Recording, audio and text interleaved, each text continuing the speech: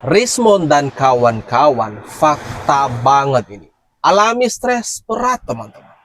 Kenapa? Karena dikit-dikit ngamuk. Dan yang terbaru nih, ini usai laporannya ditolak. Nah, ngamuk lagi dan malah mengadu ke Presiden Prabowo. Mari kita tonton videonya sampai habis teman-teman. Ini dia. Ahli semacam ini dipakai oleh kepolisian untuk menersangkakan orang. Bagaimana ini Pak Presiden Prabowo Subianto? Kalau ahli-ahli semacam ini seperti Joshua Sinambela, seperti Muhammad Nuh Al-Azhar, memanipulasi hasil forensik untuk menersangkakan anak bangsa, ambruk penegakan hukum di Indonesia. Ini kepentingan kita bersama.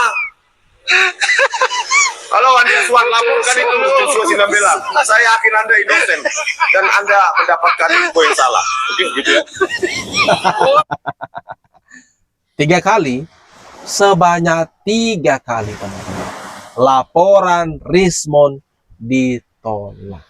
Dan akhirnya dia ngamuk. Dan bukan hanya ngamuk teman-teman, dia malah berani-beraninya dia ngadu protesnya ke Presiden Prabowo. Aduh, ini gimana menurut pendapat kalian teman-teman? Seharusnya dia ini dan kubunya ngaca. Makanya saya meminta semua pihak itu jangan berusaha menjadi mediator, mengklaim mewakili para pihak untuk memediasi, apalagi mendamaikan antara al-haq dan al-batil. Itu yang saya tidak setuju dari apa yang distatementkan oleh Jimli Asidiki dengan orang-orang yang mengaku ini ingin menyelesaikan perkara ini seolah-olah dianggap remeh selesai. Kalau perkara ini remeh selesai udah dari dulu gitu loh. Kenapa dia nggak datang dari dulu? Kenapa di ujung dia seolah-olah menjadi pahlawan kesiangan terus menyatakan ini akan selesai hanya dengan mediasi. Dan ketika Bung Freddy atau Jokowi saja tidak menginginkan mediasi ya, kami juga ingin terus tempur ke pengadilan. Lalu apa legitimasi orang-orang yang merasa ingin jadi pihak menengah seolah-olah jadi pahlawan gitu loh. Itu yang saya juga tidak suka itu Bung Freddy. Orang-orang seperti ini hanya apa? Ingin mencari keuntungan dari sebuah peristiwa di ujungnya saja. Padahal dia bukan dari bagian pihak, bukan juga bagian dari orang-orang yang terlibat dalam kasus ini. Okay. Gitu. Makanya saya... Teman-teman, Ahmad Khozinuddin atau yang akrab disapa pengacara Tompel malah akhirnya curhat. Ini dia sedang curhat mengenai internal kubunya yang sedang porak-poranda. Ini sudah benar-benar kaca kalau internal mereka. Akhirnya pihak Roy Suryo mulai carut marut. Pahlawan kesiangan hanya datang di ujung bagian. Kata daripada Ahmad Khozinuddin tadi. Dia menyerang sesama kubunya yang sekarang mulai terang-terangan mereka pecah retak, pecah kongsi. Aduh, ini gimana nih teman-teman? Kalau menurut pendapat kalian, jangan lupa ya, tinggalkan komentarmu di bawah ini. Kalau memang itu ada operasi politik, buktikan. Bisa nggak Jokowi membuktikan kalau itu ada tokoh besar? Jangan asal telometan sekali lagi. Ya gitu, karena dia mengatakan, saya pastikan ada agenda besar dan orang besar. Mana? Itu kemudian saya kira gampang ditebak, tidak perlu saya sampaikan. Lagi-lagi hanya itu pembelajaran. Jadi jelas. Inilah justru apa niatnya memang memecah belah anak bangsa. Kalau ada operasi besar politik, dia justru yang membawa ini politik. Ya gitu, kita ini semuanya ada pure teknologi, pure science. Baca tuh buku Jokowi White Paper. Itu benar-benar sangat ilmiah, sangat detail. Bahkan beberapa pakar, beberapa profesor, dokter itu mengatakan itu canggih sekali. Harus didebat dengan data, bukan didebat dengan omon-omon, apalagi dengan kerusuhan, dengan berbagai tayangan dari Cepoker Nusantara itu yang ada di YouTube itu yang ngomongnya ngaco itu ya, persis kayak junjungannya ini gitu ya.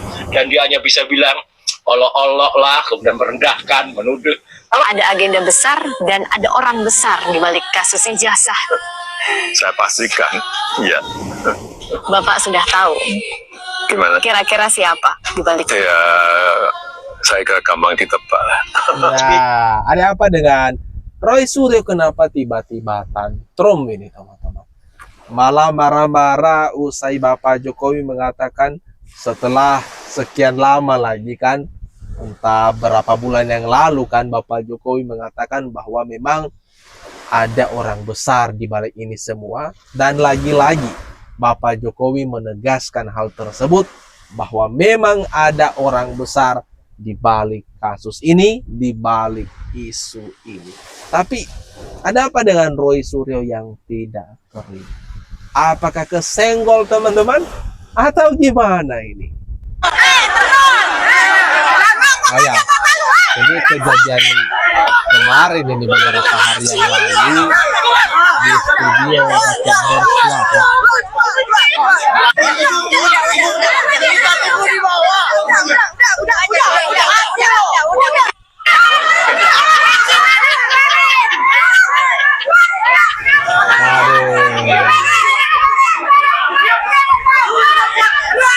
Sampai beberapa security turun tangan mengamankan situasi ini.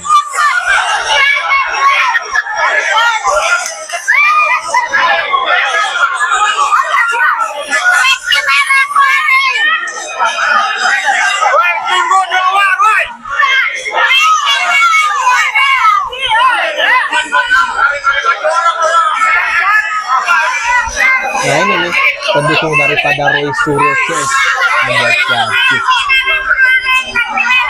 Kacau, benar-benar kacau.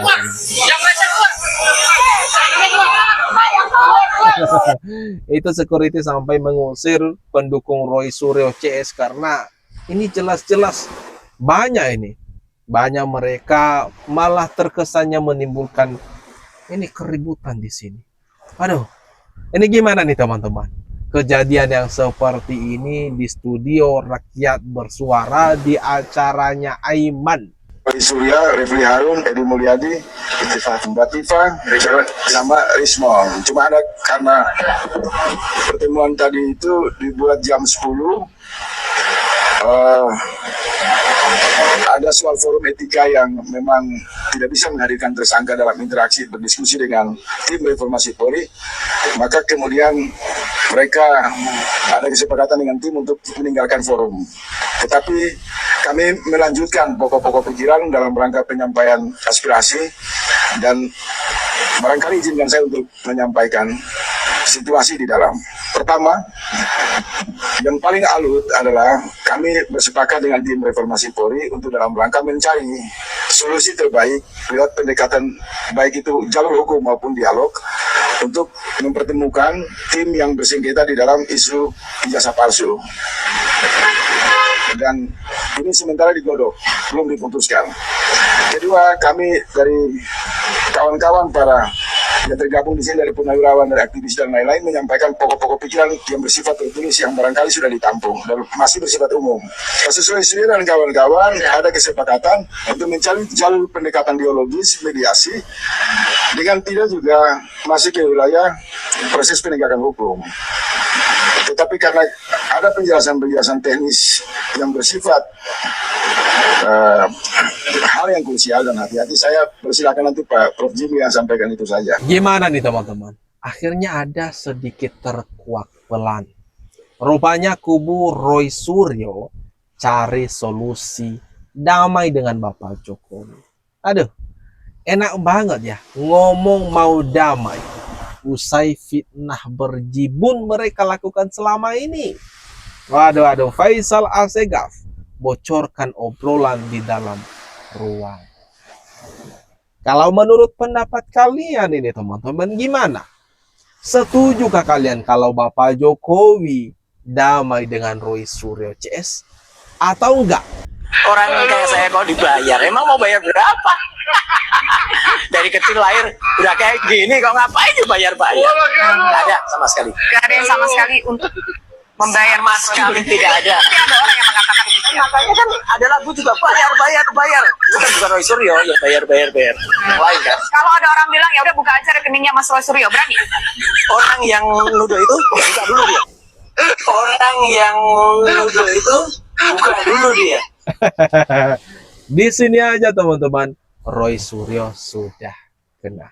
Orang yang menuduh itu uji dulu dia. Dari sini saja teman-teman. Kalau kita umpamakan sekarang dengan kasus yang tengah berjalan ini, mereka menuduh ijazah Bapak Jokowi itu palsu, berarti berlaku dong. harus adil. Siapa yang menuduh, siapa yang mendalilkan, itulah yang membuktikan. Berarti kubu Roy Suryo yang membuktikan kepalsuan ijazah Bapak Jokowi. Sekarang itu semua dibebankan kepada mereka supaya membuktikan tudingan-tudingan selama. Di sini kan Roy Suryo dituding menerima bayaran gitu, sehingga ada wacana agar melihat rekeningnya dia. Tapi di sini dia protes keras sepertinya.